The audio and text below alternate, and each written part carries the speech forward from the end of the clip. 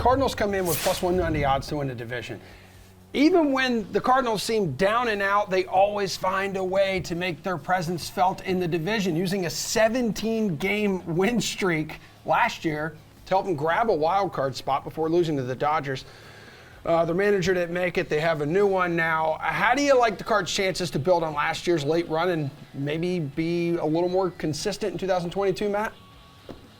So as someone who had the Brewers to win the division last season also, the Cardinals' run scared me. And I don't really know what it is about this team.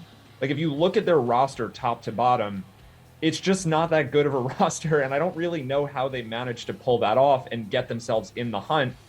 Coming into this year, I think it looks like a very similar team. I think the reason I'm lower on them than I even was last year is that Jack Flaherty's shoulder seems to be a real problem.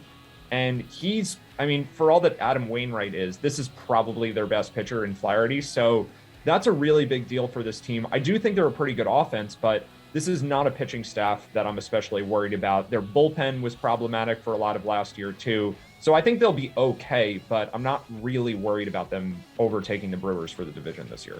Okay, Nick, do you think they have a chance here? Yeah, they always have a chance. I mean, the Cardinals are one of the premier organizations in all of baseball. They just know how to win, and they don't always have to do it by spending money. They're like kind of what the Oakland Athletics think they can be, but never actually really become.